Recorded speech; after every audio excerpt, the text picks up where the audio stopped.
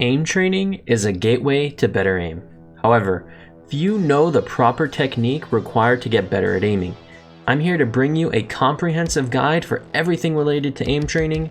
You'll learn how to properly train, how to take what you learn in aim trainers into games, as well as how to never plateau, a problem everyone faces. And if you enjoy the content, please remember to like and subscribe. Spike down. I want to fight Trickle. One enemy remaining. Oh, you're a demon. Let's go. Oh my!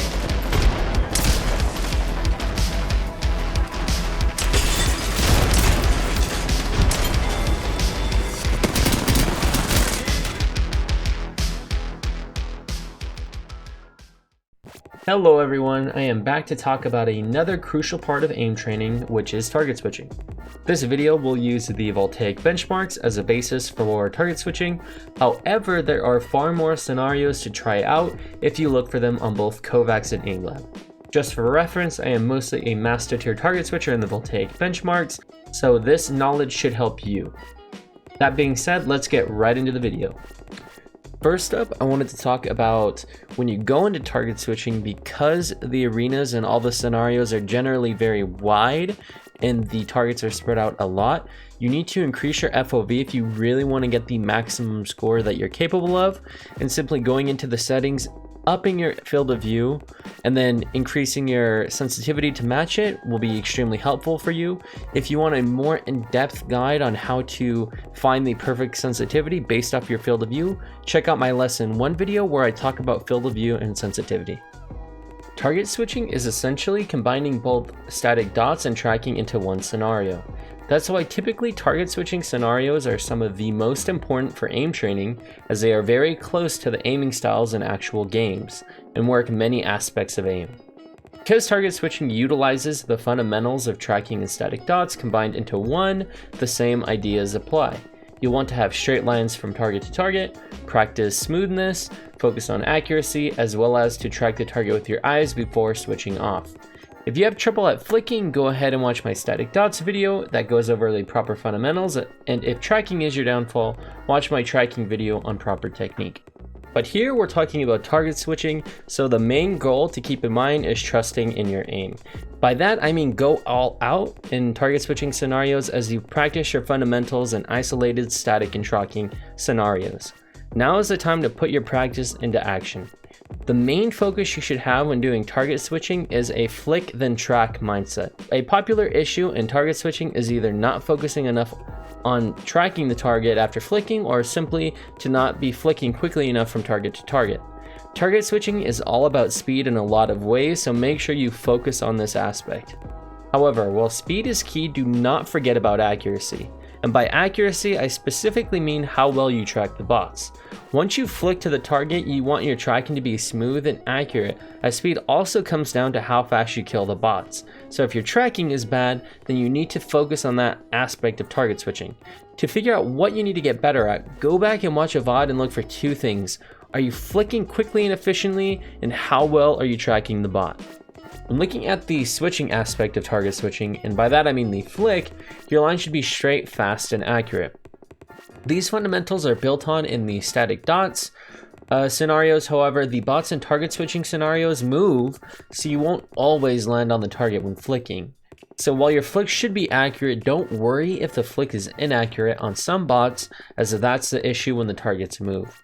For example, Vox TS bots move slowly, so you should have some more accurate flicks, whereas something like Kin TS will be a bit harder on virtue of the fact that the bots move more and are pretty tiny. In the Voltaic benchmarks, the speed category of target switching relies more heavily on flicks because the bots are more static in that they don't move a lot. So this is where you should focus on your flicking fundamentals. In general, if your flicks need work, go watch my static dots video on how to improve on that. Now onto the tracking part of target switching.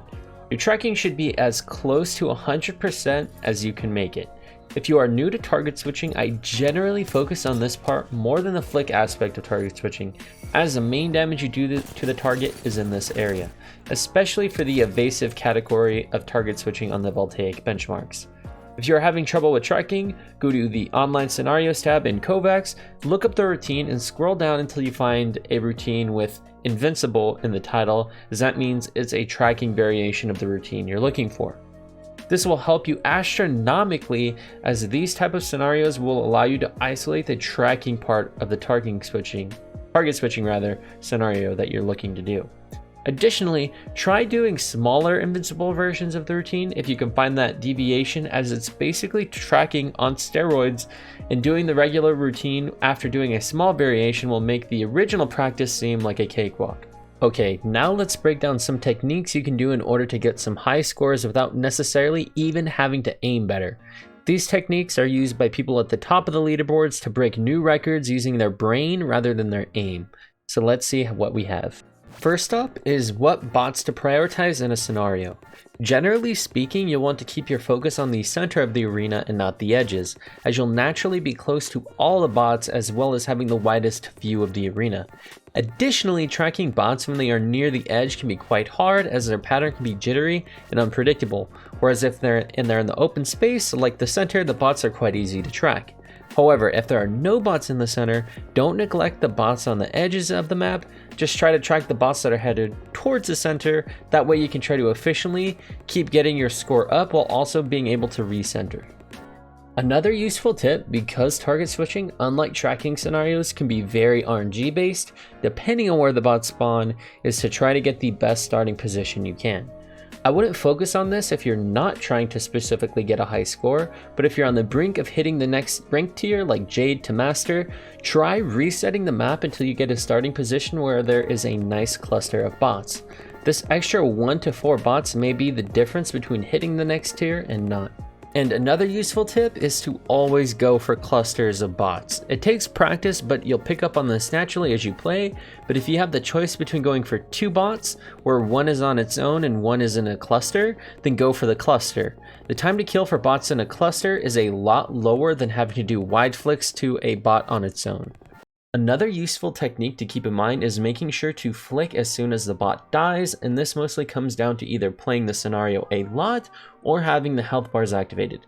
I go over how to change that setting in my lesson 1 video, so if you want to get rid of or add health bars, check out that video.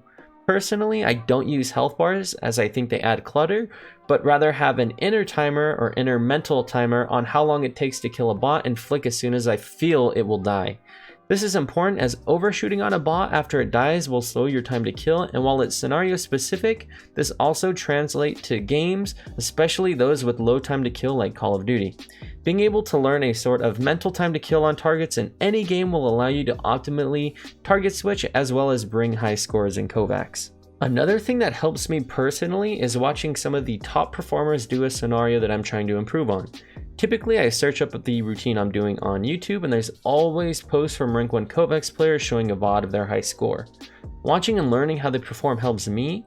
For example, I usually pay attention to the sound of each bot dying, funnily enough, as it creates a type of tempo in my head that I try to match as much as I can in Kovacs. This usually shows me how I try to flick too fast in game to garner speed, where if I flicked a bit slower, it'd actually land on the target quicker, which will allow me to match the tempo of these rank 1 players at least for a few seconds. Okay, let's go over all of these techniques in one recap. You'll want to stay away from the edges, restart the scenario for an optimal starting point, always go for clusters rather than standalone bots, make sure to flick as soon as the bot dies to not waste time, and also don't forget to use VODs of top players to your advantage. All of these techniques, if you add them all together, will allow you to hit the next tier. So please, if you're going for high scores or you're very, very close to hitting that next tier on the Voltaic benchmarks, utilize all these different techniques to your advantage. Keep in mind, however, that a lot of these techniques are strategies to break high scores, but won't necessarily help you in-game. That's why I don't add a lot of these techniques unless I'm going for a high score, as I aim train to improve my in-game abilities, not get high scores in Kovacs. Alright guys, that is going to be it for my target switching video. I hope you enjoyed it, and I hope you can take all of the different things I talked about into KovaaK's and really break through on your high scores. I'm also going to be working on a new video coming up this week that's going to go over the question that I see a lot, which is why does KovaaK's not improve my in-game capabilities? And I'm going to go over what you could be doing wrong in KovaaK's and how I try to utilize KovaaK's for my benefit in-game. But anyways, if you enjoyed the content, please make sure to like, subscribe, or comment. Give me any tips or tricks that you might know. But anyways, thank you so much for watching.